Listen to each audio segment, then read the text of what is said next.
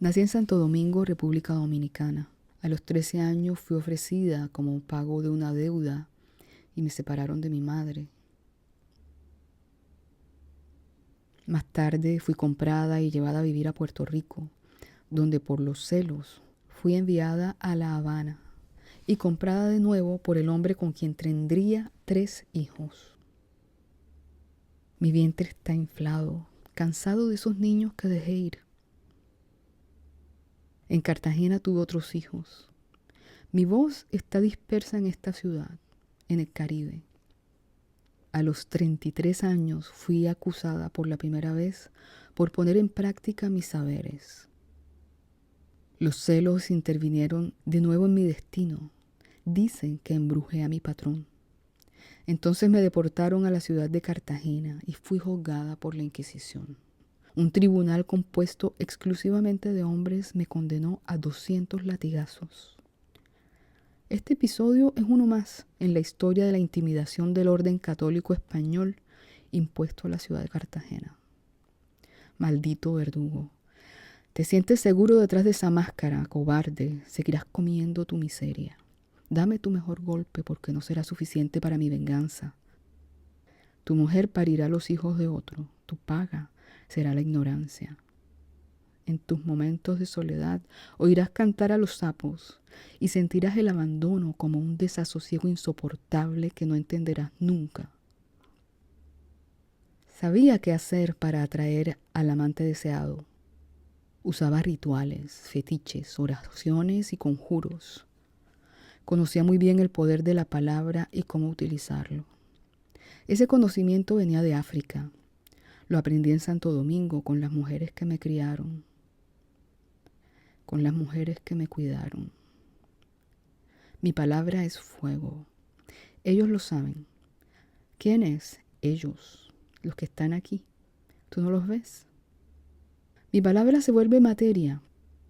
Hace vibrar ciertas fuerzas dormidas en el vientre, en el abismo de tus vísceras.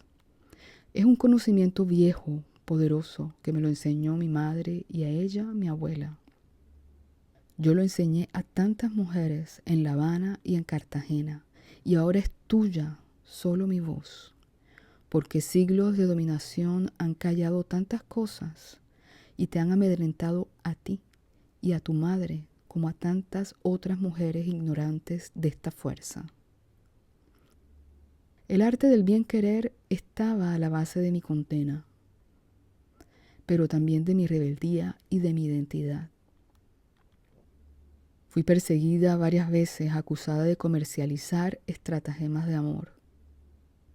Era cierto, vendía mi conocimiento para encantar los amantes de las mujeres blancas, las católicas, las jóvenes como las maduras, las españolas, las criollas, las mestizas. Pobres mujeres sometidas a sus maridos y a Dios y a los curas y al miedo, esclavas de su reputación. Pobres mujeres obligadas a ocultar sus deseos y ahogar sus pasiones entre rezos y paseos dominicales. Pero no todas eran así. Algunas no se comieron el cuento, o sus ansias, sus frustraciones eran más fuertes que el miedo. Entonces, como enloquecidas me buscaban y en secreto yo les hacía el trabajito. A través de la Inquisición, el poder de los hombres, ese poder colonial, juzgó mis actividades a través del estereotipo europeo de la bruja. Fui asociada a la caricatura de la arpía de escoba. Este gesto reductor y desfasado muestra la manera como la Iglesia ha tratado a través de la historia las prácticas y los fenómenos espirituales que le son desconocidos e inexplicables, los que se escapan de su poder. Porque manejaba mis actividades de manera independiente, fui identificada por la Inquisición como hechicera. Yo contradecía los dogmas de la fe patriarcal. Yo molestaba la estabilidad de las convicciones impuestas en una época y en un lugar donde las mujeres y los hombres debían doblegarse a la voluntad de un ser todopoderoso, invisible y lejano, un ser al que se le debía temer, a quien se le debía obedecer y confiar su destino. Por mi culpa, por mi culpa, por mi gran culpa. Por mi culpa, por mi culpa, por mi gran culpa. El orden del Padre, del Hijo y del Espíritu Santo nos abandonó, nos traicionó. Mi furia no servía para nada. El amante perdió su autoridad. Él también nos traicionó. Ni siquiera serviste de consuelo, me negaste, creíste en ellos, perdiste y me perdiste a mí. Tuve que viajar para protegerme del poder de los hombres fuertes, de los hombres cobardes, de la iglesia, de los colonizadores. Esa errancia me permitió entrar en contacto con otras tradiciones y aprender distintas técnicas que pronto integraría a mis saberes. Mi fuerza reposa en los cantos, letanías que yo misma componía, sobre el uso de fetiches locales, de ídolos traídos por los españoles.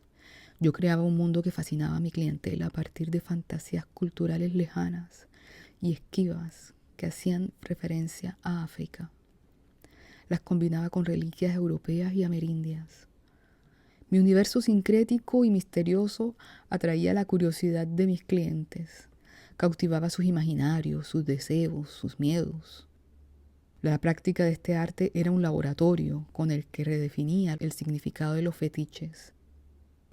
Creaba nuevos símbolos y reconstruía códigos que dibujaban cosmogonías mestizas a las que mis pacientes y yo misma me podía identificar. Mis formulaciones mágicas ejercían su poder sobre el cuerpo. A través de cantos y oraciones que expulsaba de mi garganta, se transmitía como un cosquilleo en la punta de la lengua de la otra, del otro, dejando un sabor dulce en la boca y destellos de agua en los ojos. Era el llamado del deseo.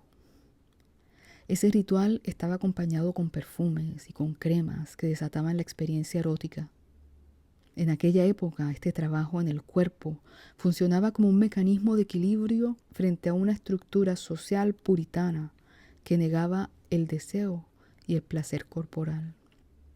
Sí, mi cuerpo es memoria, es pensamiento, es palabra. Cuando obro sé quién soy. El sexo me libera, me gusta su olor. No todo es esfuerzo, dolor, sacrificio, pena. Esos azotes que me dio el verdugo, mi cuerpo, mi piel saben cómo curarse a la proximidad del cuerpo deseado, caliente, húmedo, ese calor que mi cuerpo no olvida, que mi cuerpo desea. Para mí no era difícil crear una interpretación del universo a partir de mi cuerpo. Como ya tenía un estatus de objeto, de mercancía, la comprensión de mi existencia comenzaba por la carne, la piel, los cabellos, la saliva, los excrementos, los fluidos. Mi ser tenía una voz carnal palpable. Todavía siento su sudor. La noche, no puedo recordarla. Ni él mismo podría. Él y los otros amantes, los liberadores de mi cuerpo. Porque yo no tenía alma. Éramos sus esclavas, éramos sus esclavas, éramos sus esclavas, sus animales, sus objetos. Así se liberan de la culpa. La de la muerte del Cristo era suficiente. Pero nada les enseñó. Solo les quedó una culpa quieta frente a la cual se arrodillan y rezan. Pero dentro de mis tripas un grito grave me decía que este objeto tiene una voz. Mi niña, tan lejos de ti. Hay tantas cosas que nos separan. El tiempo, el color, la clase. Esa oscura religión que te esclaviza. Mi vida se divide y es tuya también. Acógela. Alberga mi voz. Porque esta ciudad se quema de cobardía.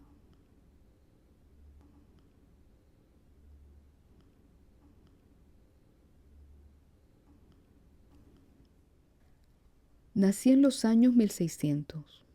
A los 13 años fui ofrecida como pago de una deuda. Fui separada de mi madre.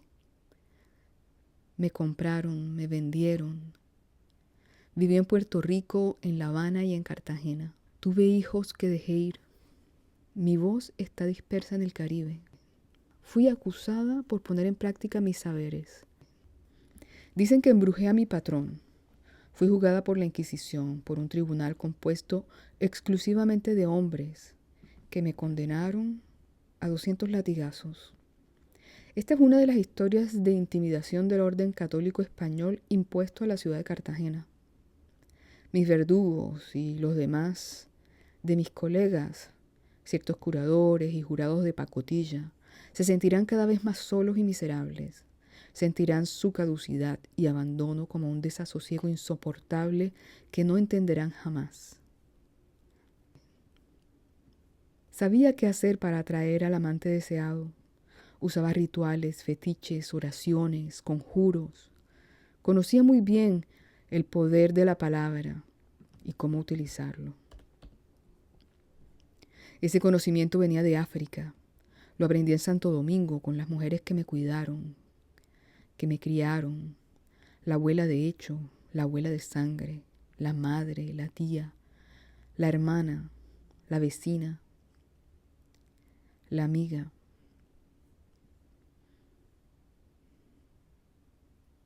Mi palabra es fuego y ellas lo saben. Nuestras palabras son de fuego.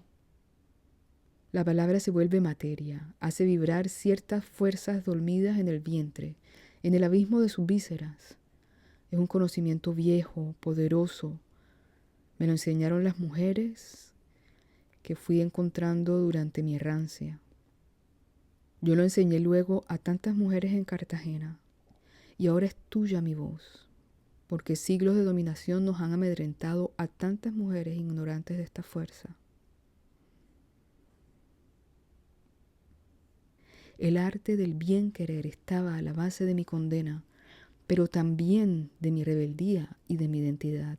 Era cierto, vendía mi conocimiento para encantar a los amantes de las mujeres blancas, católicas, las jóvenes como las maduras, las españolas, las criollas, las mestizas.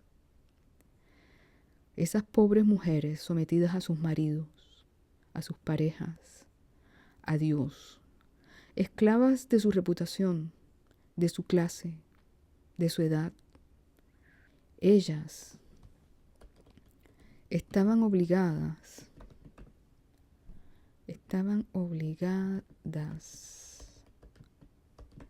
a ocultar sus deseos y ahogar sus pasiones entre rezos y paseos dominicales. Pero algunas no se pudieron comer el cuento. Sus ansias eran más fuertes que el miedo. A través de la Inquisición, el poder de los hombres juzgó mis actividades a través del estereotipo europeo. Entonces me llamaron bruja. Fui asociada a la caricatura de la arpía de escoba. Vivía de vender mis saberes, era independiente y por ello fui identificada como hechicera. Yo contradecía los dogmas de la fe cristiana, de la fe monoteísta. Yo molestaba la estabilidad de las convicciones impuestas en una época y en un lugar donde las mujeres y los hombres debían doblegarse a la voluntad de un ser todopoderoso, de una ideología, de una mitología, de una superstición. Por mi culpa, por mi culpa, por mi gran culpa. Por mi culpa, por mi culpa, por mi gran culpa. Por mi culpa, por mi culpa, por mi gran culpa. El orden del Padre, del Hijo y del Espíritu Santo nos abandonó, nos traicionó. Tuve que viajar para protegerme del poder de los hombres fuertes, de los hombres cobardes, de la iglesia, de los colonizadores. Esa errancia me permitió vivir. Esa errancia me permitió entrar en contacto con otras tradiciones y aprender distintas técnicas que pronto integraría a mis saberes. Mi fuerza reposa en los cantos y letanías que yo misma componía sobre el uso de fetiches locales y de ídolos traídos por los españoles. Yo creaba un mundo que fascinaba a mi clientela a partir de fantasías culturales lejanas y esquivas que hacían referencia a África. Las combinaba con reliquias europeas y amerindias.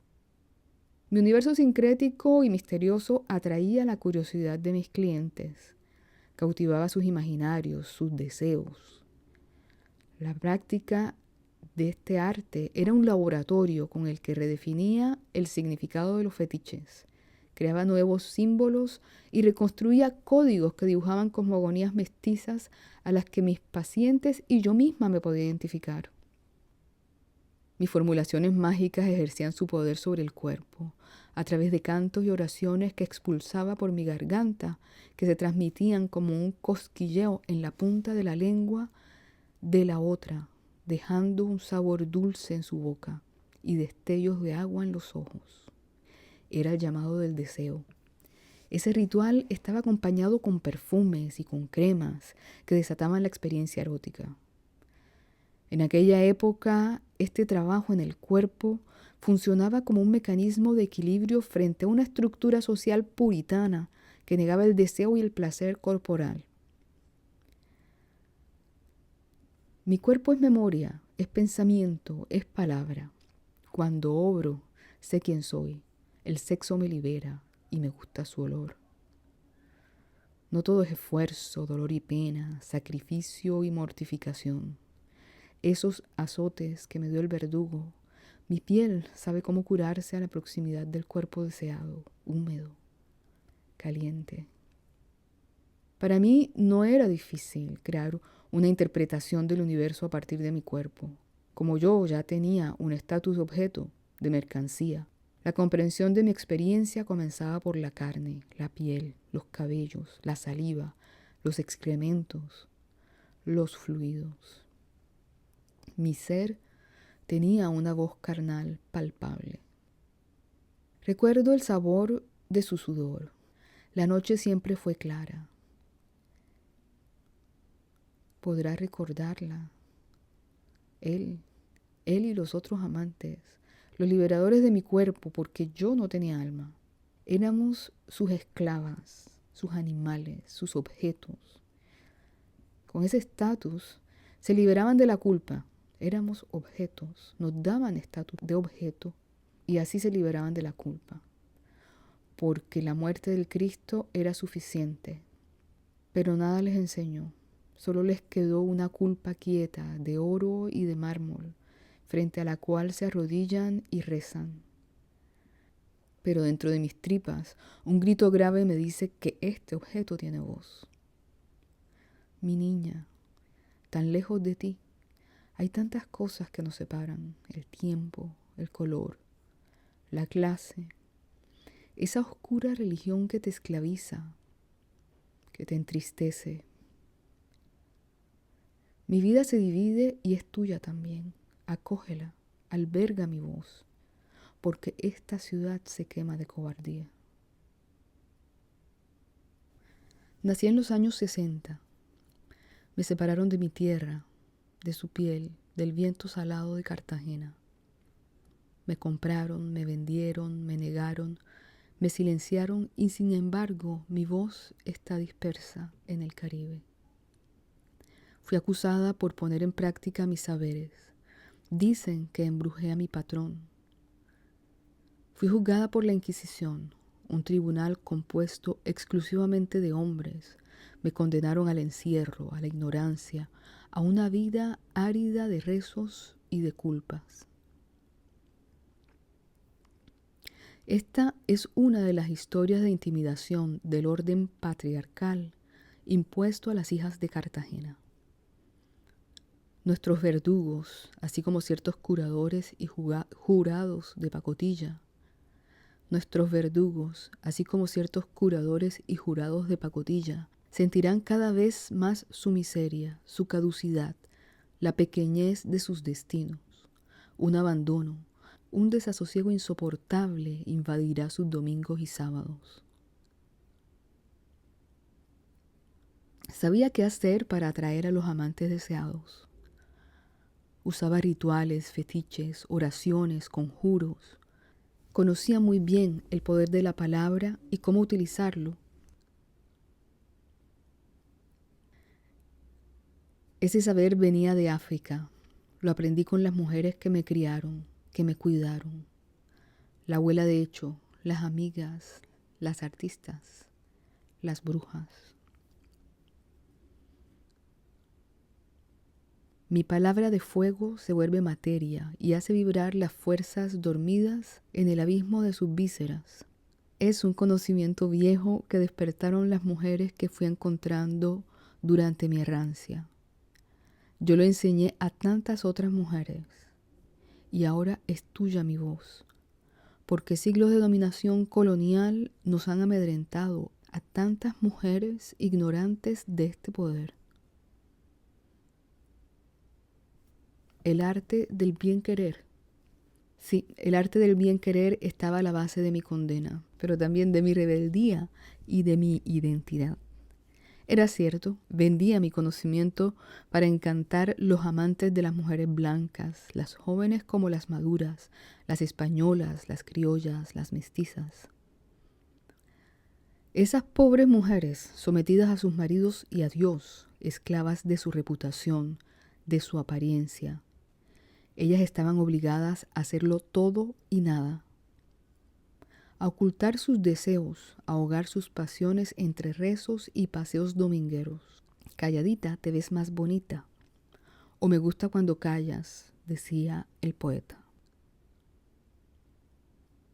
Pero algunas no se pudieron comer ese cuento. Sus ansias eran más fuertes que el miedo al castigo o a la deshonra. A través de la Inquisición, el poder de los hombres juzgó mis transgresiones a la autoridad a través del estereotipo europeo. Entonces me llamaron bruja. Fui asociada a la caricatura de la arpía con sombrero de pico y escoba. Vivía de vender mis saberes, era independiente y por ello me catalogaron como hechicera. Yo contradecía los dogmas de una fe patriarcal. Yo molestaba la estabilidad de esas convicciones impuestas en una época y en un lugar donde las mujeres y los hombres debían doblegarse a la voluntad de un ser todopoderoso, de una ideología, de una mitología, de una superstición. Por tu culpa y por tu gran culpa, el orden del Padre, del Hijo y del Espíritu Santo nos abandonó y nos traicionó. Tuve que viajar para protegerme del poder de los hombres infames, de la traición de las mujeres con miedo a quemarse. Esa errancia me permitió entrar en contacto con otras tradiciones y aprender distintas técnicas que pronto integraría a mis saberes. Mi fuerza reposa en los cantos y letanías que yo misma componía sobre el uso de los fetiches locales y de los ídolos traídos por los españoles. Yo creaba un mundo que fascinaba a mi público a partir de fantasías culturales lejanas que hacían referencia a África. Las combinaba con reliquias europeas y autóctonas o vernaculares. Mi universo, cada vez más sincrético y misterioso, cautivaba los imaginarios de los que estaban presentes. La práctica de este arte era un laboratorio con el que redefinía el significado de los amuletos, creaba nuevos símbolos y reconstruía códigos que dibujaban cosmogonías mestizas a las que mis colegas y yo misma nos podíamos identificar. Mis formulaciones mágicas ejercían su poder en el cuerpo, a través de cantos y oraciones que expulsaba por mi garganta y transmitía como un cosquilleo tocando la punta de la lengua de la otra, dejando un sabor dulce en la boca y destellos de agua en los ojos. Era el llamado del deseo. Ese ritual estaba acompañado con perfumes y con cremas que desataban la experiencia erótica. En aquella época, este trabajo en el cuerpo funcionaba como un mecanismo de equilibrio frente a una estructura social hipócrita y puritana. Mi cuerpo es memoria, es pensamiento, es palabra. Cuando obro sé quién soy. El sexo me libera. Me gusta su olor. No todo es esfuerzo, sacrificio y mortificación. Esos castigos, mi piel sabe cómo curarse a la proximidad del cuerpo deseado. Húmedo, caliente. Para mí no era difícil crear una interpretación del universo a partir de mi cuerpo. Ya tenía un estatus de objeto, de mercancía. La comprensión de mi experiencia comenzaba por la carne, la piel, los cabellos, la saliva, los excrementos, los fluidos. Mi ser tenía una voz carnal palpable. Recuerdo el sudor. La noche siempre es clara si estamos juntas. Éramos sus esclavas, sus animales. Nos pusieron en un lugar sin alma, sin pensamiento, sin voz. Así se liberaban de esta culpa, porque ya tenían suficiente con la de la muerte del Cristo, un dogma de oro y mármol frente al cual se arrodillan y rezan, ignorando las evidencias palpables de una inequidad imperdonable. Pero dentro de mis tripas, un grito grave me decía que esta carne tiene voz. Mi niña, tan lejos de ti, hay tantas cosas que nos separan. Los siglos, las normas, la colonialidad y esa oscura religión que te esclaviza y te deprime. Mi vida se divide y es tuya también. Acógela, alberga mi voz, porque esta ciudad se quema de injusticias y de cobardía.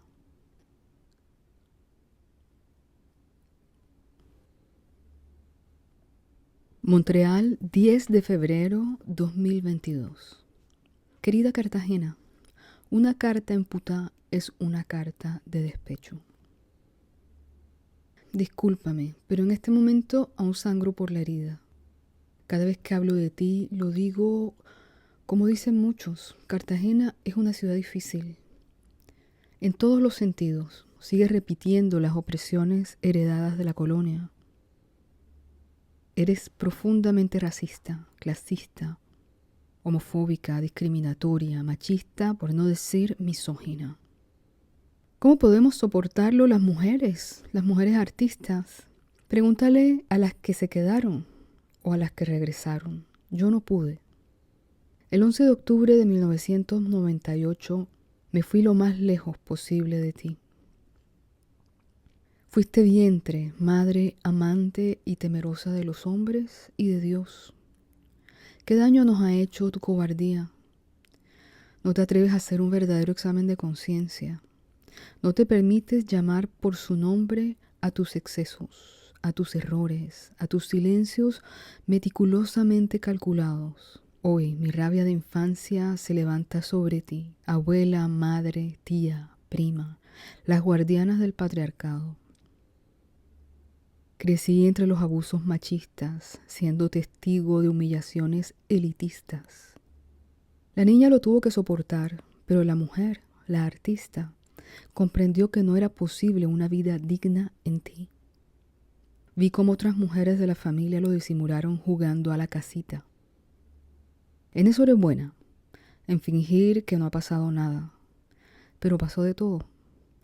Cartagena querida, fuiste el útero envenenado que amé, pero del que tarde o temprano tenía que salir. ¿Sabes qué? 2 décadas han pasado y de golpe tus duelos han caído sobre mí. Me acosan uno tras otro, sumiéndome en una recapitulación compulsiva de eventos de mi vida en ti. Ante la reevaluación meticulosa de nuestra historia, apareció una nueva comprensión de la migración. Es la huida. Entendí que te dejé para salvar mi vida. Hace 23 años no podía nombrar ese afán por irme, pero hoy veo la cara del peligro que me acunó. Se vestía de fatalidad. Eras tú, ciudad matriz. Pero te equivocaste, Cartagena. Las razones de tu violencia hacia tus hijas son tan lejanas que no nos pertenecen. Son tuyas la destrucción originada por las divergencias políticas, las rivalidades transgeneracionales, los sometimientos sociales y los crímenes religiosos. El hecho de ser mujer, el hecho de ser artista, la más joven de mi generación, me hacía un blanco fácil. Necesitabas un chivo expiatorio, ¿no es verdad? Pero no quiero envenenarme de rencor por ti. Mi cuerpo no lo merece. Entonces, Intento entenderte, ¿sabes?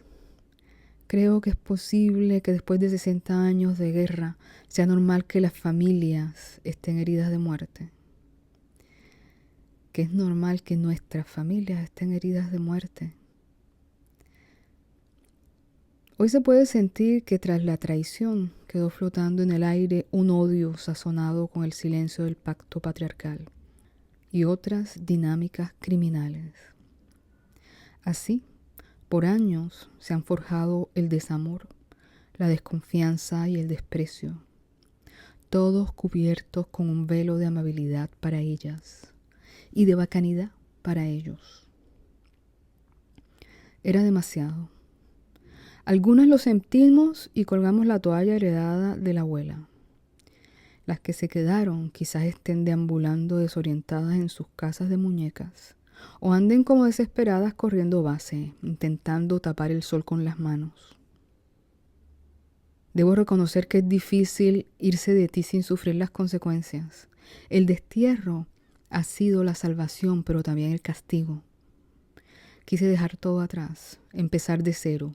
Sin embargo, como opinó Fernando Vallejo, tu locura nos persigue.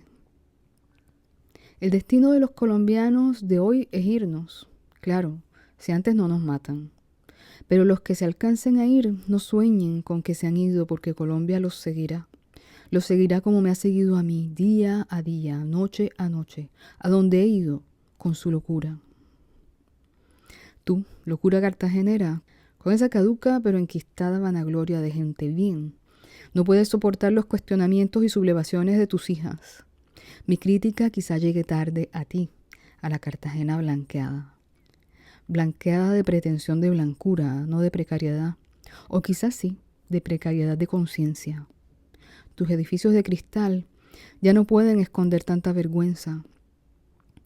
Tu hija te pide, con el respeto que quizá no te mereces, que te pongas las gafas, que no te engañes más. Mira a tu alrededor, pellízcate, salte de tu centro, mejor dicho, sálvate si puedes. Porque fuiste progenitora de injusticias. Fuiste la autoridad que decidió que todo se quedaría así. La dolorosa inequidad, estancada para siempre. La discriminación que te caracteriza, estancada para siempre. Las jerarquías opresoras, estancadas para siempre. Cuidas de ellas como si fueran tu atractivo turístico. Cuidas como puedes a tu clientela, pero no proteges a tus hijas y sacrificas a tus hermanas. ¿No es verdad? Noble rincón de mis abuelos, ¿es que no me oyes? No, nunca lo has hecho. Y no me ves porque ya no estoy ahí. Si el sentido del destierro era finalmente dar lugar a un nacimiento, el sentido fatal del desarraigo era dar muerte a la cartagenera.